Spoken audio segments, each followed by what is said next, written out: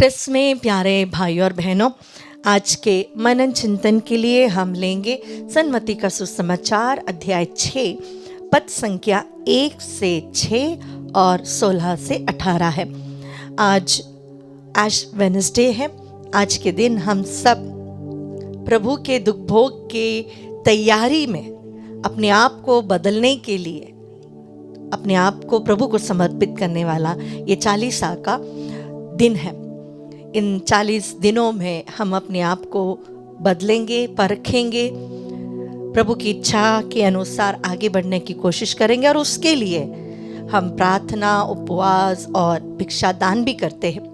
आइए आज का वचन हम सुने। अगर आपके पास बाइबल हो, कृपया आपका बाइबल ले सन्मति का सुसमाचार अध्याय 6 पद संख्या 1 से 6 और 16 से 18 तक। ये वचन थोड़ा बड़ा है, आज हम ये वचन पूरा सुनेंगे। सावधान रहो, लोगों का ध्यान आकर्षित करने के लिए अपने धर्म कार्यों का प्रदर्शन ना करो, नहीं तो तुम अपने स्वर्गीय पिता के पुरस्कार से वंचित रह जाओगे। जब तुम दान देते हो तो इसका ढिंढोरा नहीं पिटवाओ। ढोंगी सभागृहों और गलियों में ऐसा ही किया करते हैं जिससे लोग उसकी प्रशंसा करें।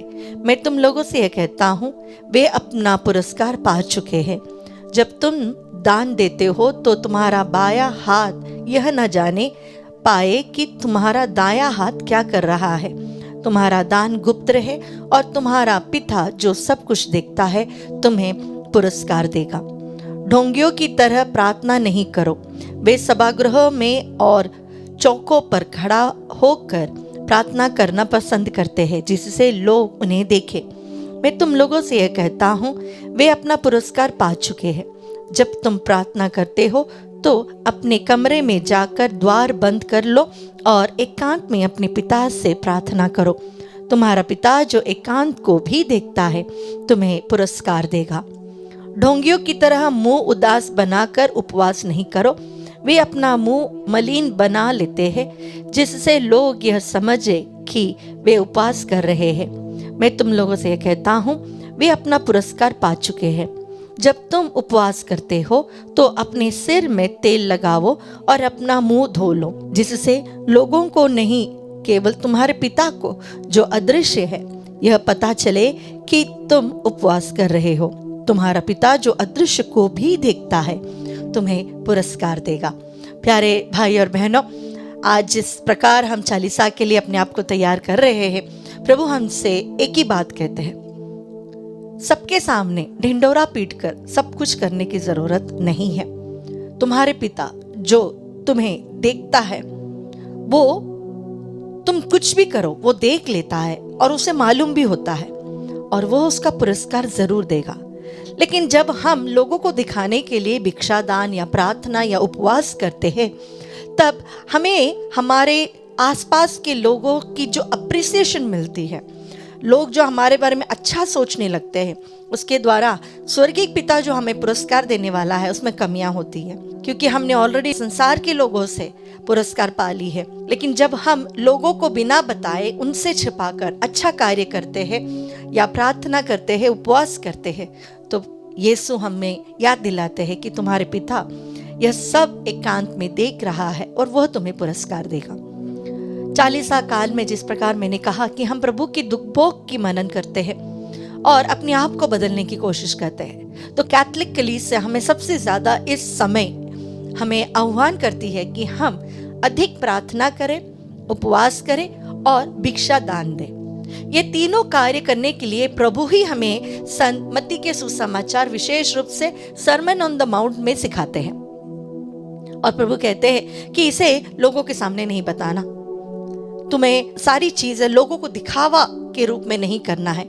आपको याद होगा कि जब एक विधवा एक कोने में छोटे से 2 पैसे उस ट्रेशर में डालती है, लोगों ने ध्यान तो दिया ही नहीं होगा उस बुढ़िया को, लेकिन प्रभु ने देखा, प्रभु ने उसे महिमान्वित किया अपने लोगों के सामने, अपने शिष्यों के सामने।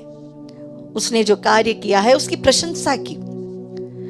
जब हम प्रभु की इच्छा के लिए, प्रभु की महिमा के लिए अपने आप को थोड़ा भी छोटा करते हैं या समर्पण करते हैं, तो प्रभु उस समर्पण को, उस प्रार्थना को उस उपवास को, उस दान को सबके सामने पुरस्कारित करेगा। उसके लिए हमें दूसरों की अप्रूवल की जरूरत नहीं होती। हम जो भी करें प्रभु के लिए करें और अपने शुद्धिकरण के लिए करें, ना कि दूसरों को दिखाने के लिए। दूसरी बात कहना चाहूंगी, जब हम कुछ भला कार्य करते हैं, नेचुरल है कि हम हमारे जीवन से कोई ना कोई चीज का परित्याग करते हैं। जब उपवास कर रहे हैं तो हम खाना नहीं खाते, जब प्रार्थना कर रहे हैं तो हमारा प्रेशियस टाइम हम सैक्रिफाइस कर रहे हैं, जब हम किसी को दान देते हैं तो हमारी आर्थिक स्थिति से हम उन्हें दान देते हैं, तो हमारे हाथ में पैसा कम भी हो सकता है। लेकिन ये जो कार्य हम करते हैं, हमारे अंदर एक मनोभाव होना है कि प्रभु मुझ में बढ़े और मैं अधिक विनम्र बनूं।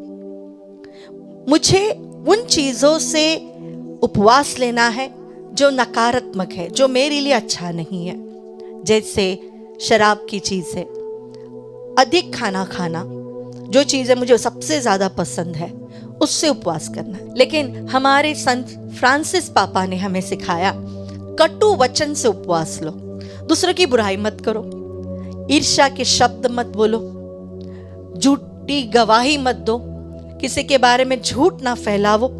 यानी हमारे शब्द जो नेगेटिव है उन चीजों से उपवास करो। इससे क्या होता है, हमारे रिश्ते बनने लगते हैं। जब हम प्रार्थना करें तो हम अपने शत्रुओं के लिए, जिन्होंने हमें ज्यादा ठेस पहुंचाया है, उनके लिए प्रार्थना करें। जब हम किसी को दान देते हैं तो उन लोगों को दान दे जिन्हें बहुत जरूरी होता है वो चीज, उनके पास कुछ नहीं है, इसीलिए हम दान दें। प्यारे भाई और बहनों, जब हम इस 40 साल में प्रवेश कर चुके हैं, आज के दिन राख बुध है और राख हमें याद दिलाता है कि हम कुछ नहीं है। हमें लगता है हम बहुत बड़े लोग हैं, हमारे पास टैलेंट है, पैसा है, हमारे अंदर कॉन्फिडेंस है, हम सब कर सकते हैं। लेकिन एक बात याद रखना, हमारे पास ऐसा क्या चीज है जिसे हम घमंड कर सके? जो कुछ भी है प्रभु का दान है, प्रभु की कृपा है। और यह सब हमारे पास होते हुए भी, धन दौलत, रिश्ते, प्रशंसा, अच्छा जॉब, सिक्योरिटी सब होते हुए भी, एक दिन बस 6 फीट की मिट्टी में हमें भी बंद होना है अपनी जीवन की किताब को। इससे ज्यादा कुछ नहीं।